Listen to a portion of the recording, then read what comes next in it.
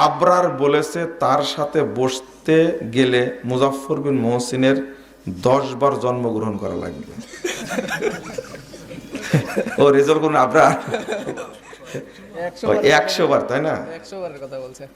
ও বহুদিন আগেই তো বলেছে আপনারা আয়োজন করেন এনি টাইম, শর্ত জেলার প্রশাসক থাকবে ওই জায়গাতে, এসপি সাহেবের নিরাপত্তায় কি কি বিষয়ে হবে বাহাস, এনি টাইম।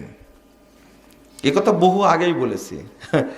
আবরার তো আমাকে বলে আমি নাকি জারোর সন্তান, তো আমার সাথে বসবে কেন?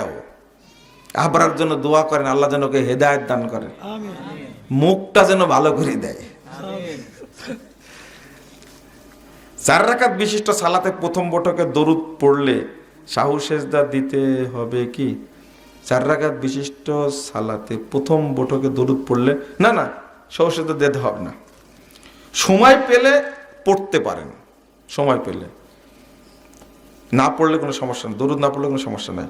অনেককে দেখা যায় যাকে তাকে যেমন তেমন বক্তাকে প্রশ্ন করতে, যার কারণে উল্টা পাল্টা ফতোয়া দেয়।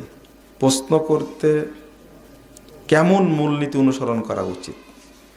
ভালো মানুষই মনে হয় প্রশ্নটা করেছে, জাযাকুমুল্লাহ খায়রান। আপনি তো বুঝেন, আমাকে প্রশ্ন করলে তো সব উত্তর দিই না, প্রশ্নকারীকে ফাঁড়িয়ে দিই মাঝে মাঝে, বুঝতে পারলেন তো? আমার কাছে ওইভাবে চলে না।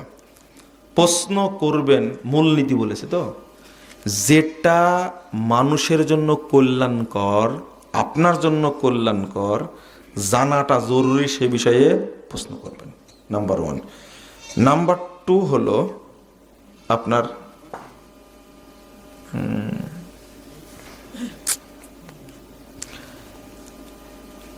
আলোচনার মধ্যে থেকে প্রশ্ন করবেন।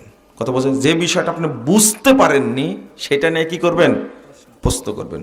3 নম্বরটা হলো, যে প্রশ্ন করার কারণে মানুষের সমস্যা হতে পারে এই প্রশ্ন করা যাবে না।